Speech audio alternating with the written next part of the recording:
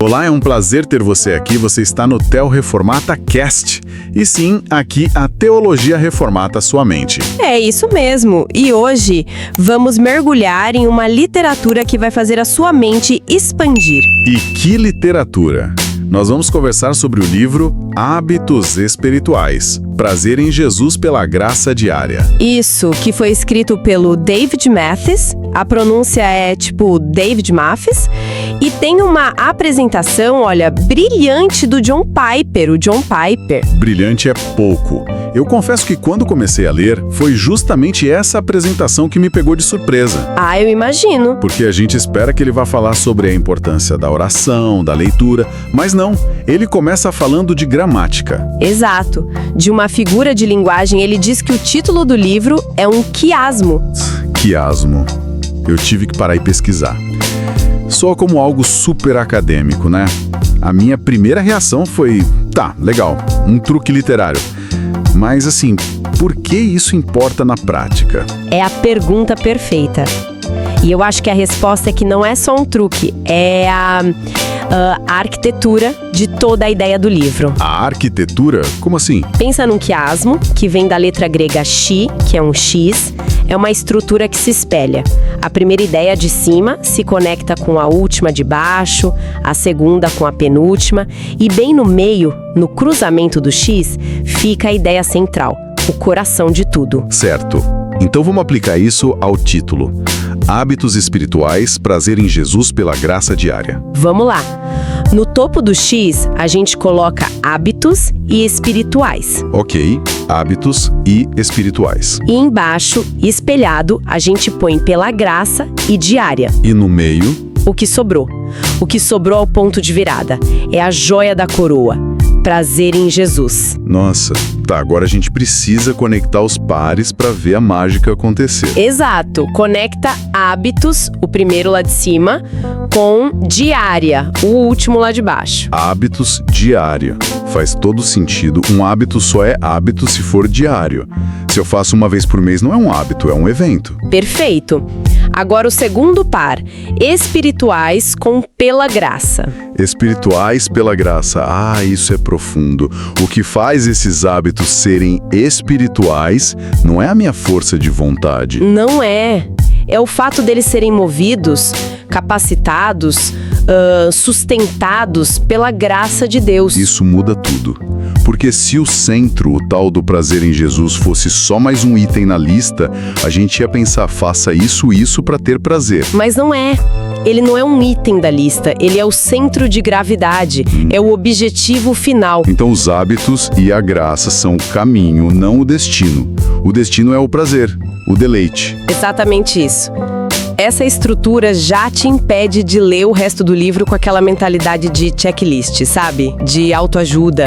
O foco não é o dever pelo dever, é o deleite. E pegando o gancho desse par, espirituais e graça que você mencionou, são palavras que às vezes soam meio etéreas, né? Abstratas.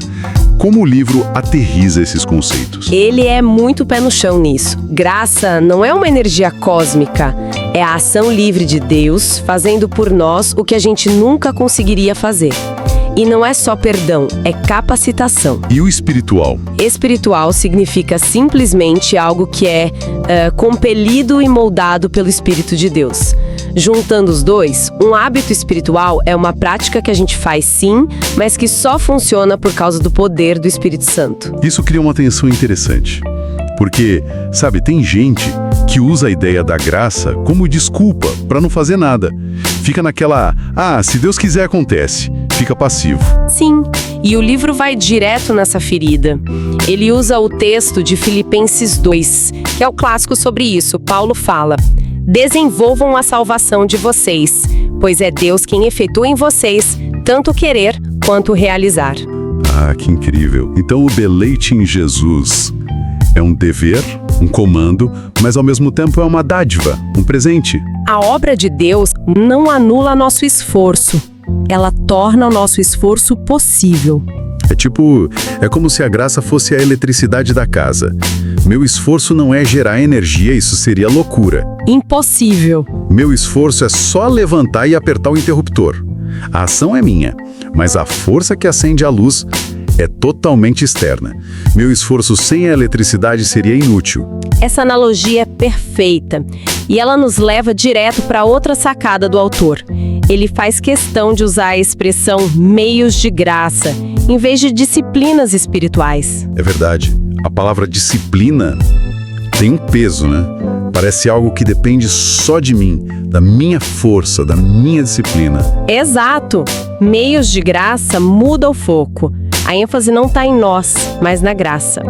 As práticas de oração, leitura, comunhão, elas não são a fonte do poder. Elas são os canais. Os canos. Os canos por onde a graça que já está disponível flui até nós. E para simplificar, ele organiza o livro todo em 3 grandes canais. Quais são? Primeiro, ouvir a voz de Deus, que é a palavra. Segundo. Ser ouvido por Ele, que é a oração. E o terceiro? O terceiro é pertencer ao corpo dele, a comunhão. E ele parece dar uma importância gigante para esse terceiro, para a comunhão.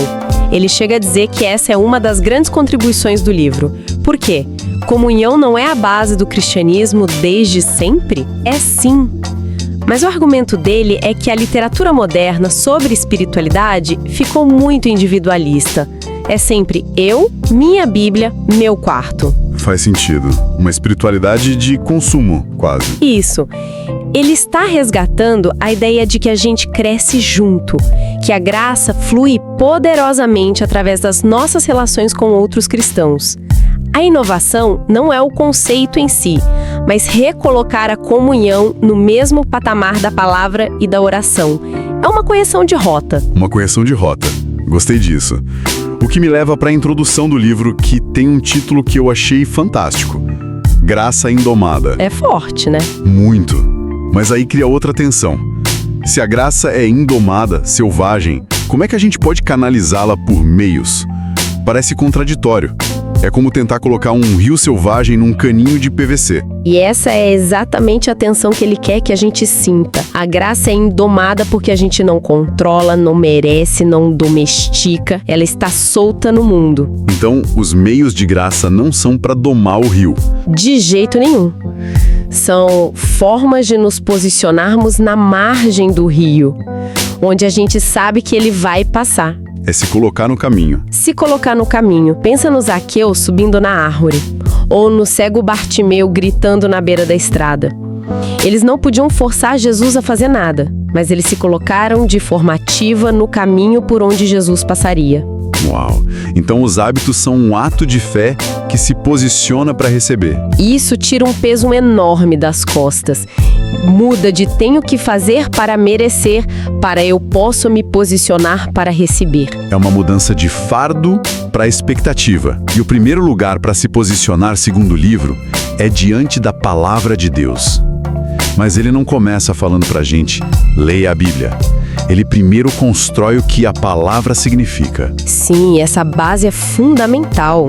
Ele divide a palavra em 4 camadas. Primeiro, a palavra original, a autoexpressão de Deus. Deus se revelando ao falar. Isso. Depois, o ápice dessa revelação, a palavra encarnada, Jesus. Ele não é uma coisa palavra, ele é uma pessoa palavra. Pessoa palavra, adorei. E as outras 2? A terceira é a palavra evangélica, a mensagem sobre Jesus, o Evangelho. E por fim, a palavra escrita, a Bíblia. A Bíblia é o registro que nos conecta a tudo isso.